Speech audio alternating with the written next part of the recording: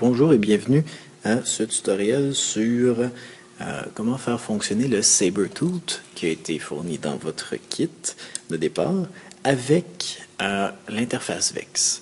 Donc, comment faire fonctionner ça? Ça ici, c'est un module qui permet de contrôler, dans le fond, deux moteurs de façon proportionnelle. Donc, c'est-à-dire, dans le fond, il peut y aller avec plus d'intensité. Donc, dans le fond, si on y met un petit peu de gaz, il va donner un petit peu de gaz. Et si on y en met beaucoup, il va en donner beaucoup. Donc, comment on fait pour faire fonctionner ça avec ça? Ici, la première des choses, c'est qu'on vous a fourni des fils comme ça, des fils à 3 brins. Ici, on n'a pas réussi à en trouver des noirs, rouges, blancs. On a pris des noirs, rouges, jaunes à la place. Essentiellement, c'est la même chose. Et ici, on a un bout mâle et un bout femelle. Ce qu'il faut faire, la première des choses, c'est de couper le bout femelle. Donc, on coupe le bout femelle et ce que ça me donne, ça va me donner des fils comme ça ici. Et là, les fils, normalement, ne sont pas dégainés. Vous allez devoir les dégainer. Prochaine chose qu'on a à faire, c'est d'isoler la borne rouge. On ne s'en servira pas. Donc, on prend un peu de ruban isolant et on vient ici la mettre hors d'état de nuire en la collant sur la couette de fil. Ce que le fil rouge fait, c'est qu'il donne 5 volts. Dans le fond, dans l'interface VEX, ce que le rouge fait, c'est qu'il donne 5 volts. Du Sabertooth, ce que le rouge fait, c'est aussi qu'il donne 5 volts. Donc, ici, on a un problème. On envoie 5 volts, et là, on envoie 5 volts. Si vous ne voulez pas avoir de fumée, il faut mettre le rouge hors d'état de nuire. Donc, ici, je l'ai fixé sur la couette de fil, et dans le fond, vous n'auriez même pas à le dégainer, celui-là.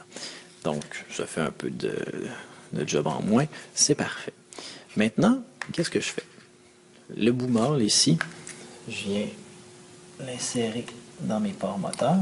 Donc, encore une fois, le noir va à l'extérieur. Ici, il faut faire bien attention à ça. Et ici, le noir va à l'extérieur. Donc ici, j'ai pris moteur 1, moteur 2 parce que la programmation de base de l'interface nous permet de le faire comme ça. Et la programmation que j'ai présentement dans mon interface aussi me permet de faire ça. Donc, par la suite, qu'est-ce que je fais avec mes fils noirs et qu'est-ce que je fais avec mes fils jaunes? Donc, mes fils noirs, je vais les relier ensemble. Comme ça.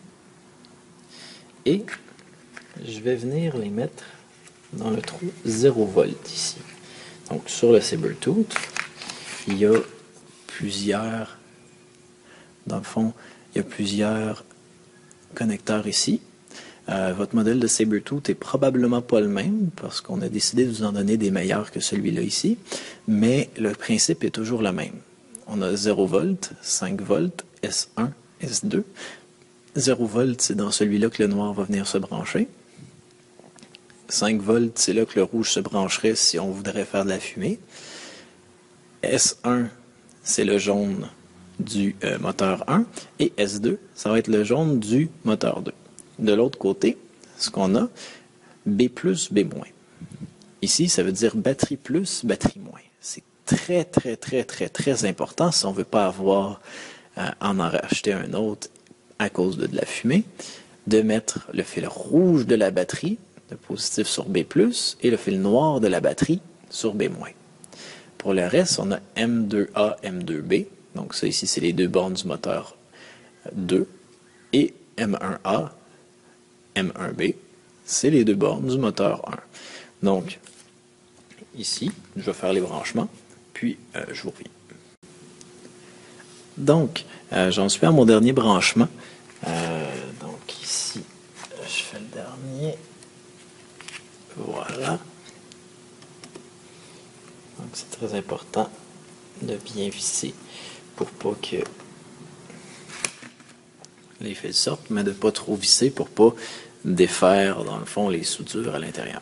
Donc, maintenant que tout sur le Sabertooth a été branché, j'ai pris le filage donc, de ma batterie, je l'ai mis sur les bornes du milieu, chacun de mes moteurs ici à gauche et à droite, et finalement le filage pour l'interface VEX.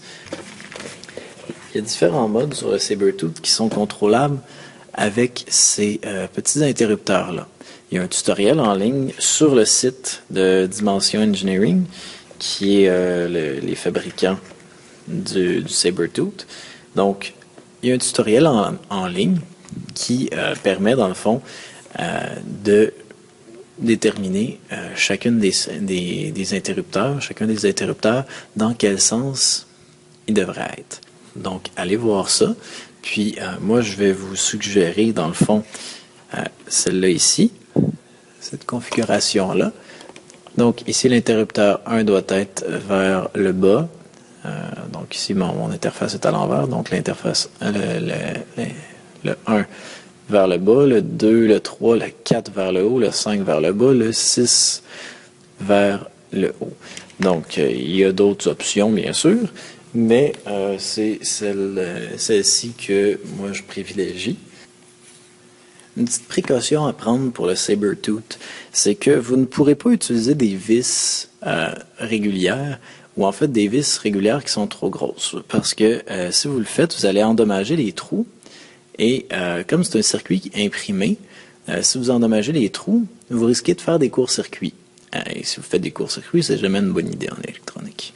Donc, vous pouvez soit prendre des très petites vis qui nuiront pas, dans le fond, qui élargiront pas les trous, ou vous pouvez prendre les vis qui viennent dans le kit. Dans le fond, ça c'est la boîte du kit. Il y a des vis, en fait c'est des boulons. Donc vous pouvez boulonner votre interface avec les boulons qui viennent à la base ou la visser avec des vis dans le fond du même diamètre. Donc, voici le Sabertooth en action. Je vais mettre la manette ici. Donc, on peut voir que si je vais vers l'avant, mes deux moteurs fonctionnent vers l'avant, vers l'arrière, et on voit que c'est un potentiel qui est gradué. Donc ici, on peut remarquer que plus j'en donne, plus le moteur va vite, et moins j'en donne, moins il va rapide. Donc, pour tourner à gauche, et finalement pour tourner à droite. Donc, c'est ça l'action que le Sabertooth peut faire, et ce qui est bien là-dedans, c'est que ça requiert absolument aucune programmation si on part de l'interface de base. Donc, l'interface de base, en fait, son programme à la base, le moteur 1 et le moteur 2 sont déjà programmés de façon à être compatibles avec le Sabertooth. Et c'est ça la grande force du Sabertooth, c'est ce qui nous permet de l'utiliser si facilement. Donc, comment est-ce qu'on fait pour programmer un Sabertooth? Première des choses, comme dans n'importe quel programme, on va mettre la boucle while qui ne finit jamais. Donc la boucle while infinie, c'est ce qui nous permet dans le fond, faire que notre robot va fonctionner tant qu'il y a de la batterie dedans. Sinon, ben, il va juste défiler le programme puis arrêter. C'est pas ce qu'on veut. On veut que ça reste pogné en boucle. Donc ici on met while 1 et dans le fond, le robot va rester actif tout le temps. Par la suite, ce que j'ai besoin de faire, c'est d'assigner le moteur 1 sur RX1 ici. On va aller chercher dans la manette numéro 1. Sur le canal numéro 1, on va associer le moteur numéro 1. Et sur le moteur numéro 2, on va associer le canal numéro 2. Donc 1 avec 1, 2 avec 2. Ou si vous voulez le faire avec l'autre joystick, ben, vous faites 3 avec le moteur 1, 4 avec le moteur 2. C'est tout. Pas plus compliqué que ça.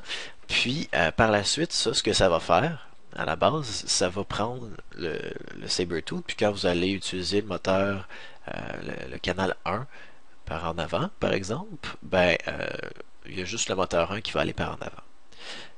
Ce qu'il faut faire ensuite pour avoir le système de direction qui est arcade, c'est simplement de prendre le petit interrupteur numéro 4 puis de le changer de position, le mettre vers le haut. Ce qui va faire que, dans le fond, à partir de maintenant, si vous mettez le joystick par en haut, ben ça va aller par en avant.